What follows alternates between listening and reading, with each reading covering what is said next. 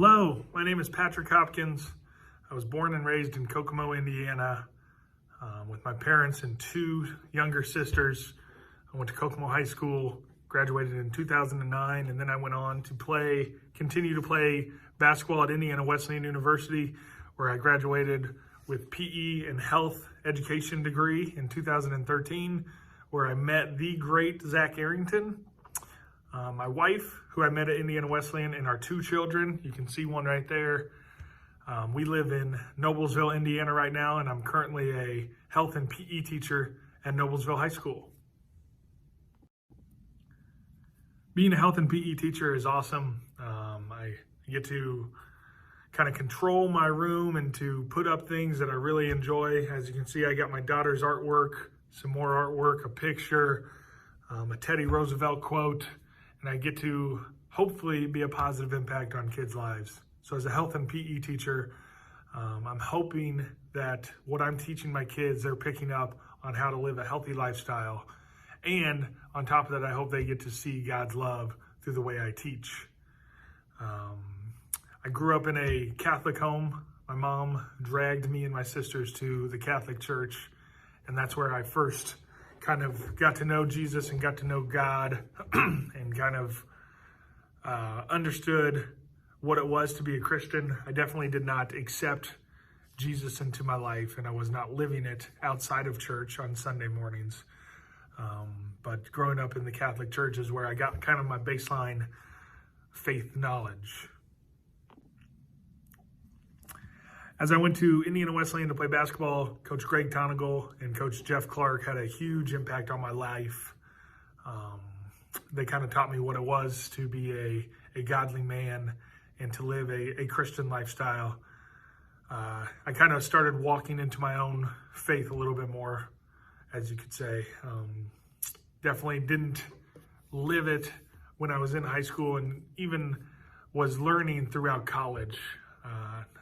Freshman year, I was academically ineligible, so I couldn't play basketball second semester, and that was a big part of my life. Basketball has always been a big part of my life since I was probably 5 years old. I'm still coaching basketball to this day. I'm a varsity assistant coach at Fishers High School right now, but basketball has always been a big part. So freshman year, when I couldn't play second semester, that was tough for me, and that's kind of where my faith started to even grow a little bit more. I still believed in God. I still wasn't living it though. So throughout the rest of my college career, I still had some growing up to do.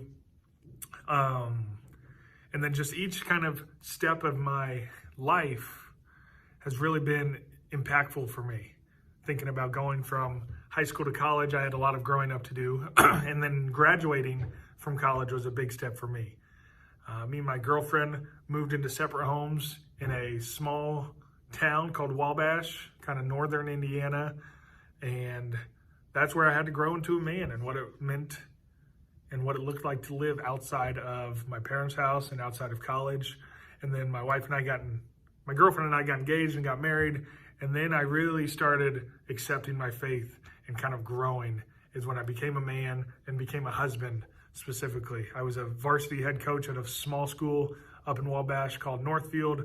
And that's what really kind of put me on this trajectory going forward. I started reading more books, started reading the Bible more and more. Kingdom Man by Tony Evans was good for me. Mere Christianity by C.S. Lewis were good books for me as I started to grow into this man of God. Wanted to give you guys a little change of scenery. I'm now living a much better life and a much more Christ-like life. Every day is a struggle because I am a sinner. But I just do my best to be a positive impact on these kids. In my classroom, in the gym, at the basketball court, I try to be a positive influence for the kids, speak truth and love into their lives.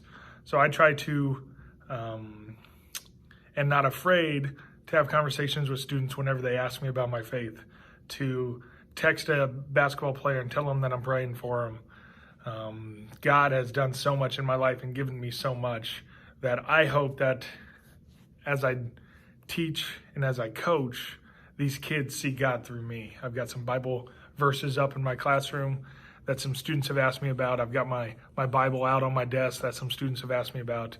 And so that's been a good way to engage in those conversations with students. Possibly the most important part of how I'm living for the kingdom is being a loving and serving husband, and also being a loving and serving father. I've got a 2.5-year-old daughter. I've got a 6-month-old son, and reading the Bible to them, praying for them, praying with them is really important to me. I hope that my kids can grow up to love Jesus, know Jesus, love Jesus, and serve Jesus. And so praying with them, praying for them, and loving them is really important to me. I love when my daughter sings Christian worship songs with my wife at home or in the car. It's one of my favorite things to see. And when my daughter hears sirens, fire trucks, police officers, ambulances, she likes to stop and she likes to pray. That's something we've done a few times early on when she was younger, and now that's become kind of a ritual that especially her and my wife do. My wife gets to stay home, and that's really important to us too. My wife staying home is super important because she gets to be a godly influence on them all day long. It is a very serving and loving role that she plays at staying home with our kids, and we love that we have that opportunity where she gets to do that. And so being a husband and a father is super rewarding, super hard, but super rewarding. And being a loving and serving husband and father is one way that I'm serving the kingdom, and hopefully being a loving and positive influence on my students at school and my players at basketball is one way that are ways that I try to serve God.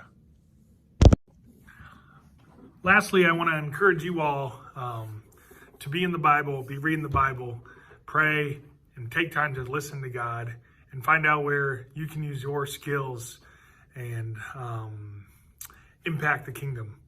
I think that's really important to find out what you're good at and where you can impact God. And that might be anywhere. That might be where you're at now. That might be somewhere different. And so continue to pray, knock on those doors for God, and hopefully be listening to him, and he can speak to you, because that's the main goal of life, is to just love God and love others. And so find out where you can do that best, and then just do awesome at it, and just love God, love people, and just be a loving and serving Christ follower.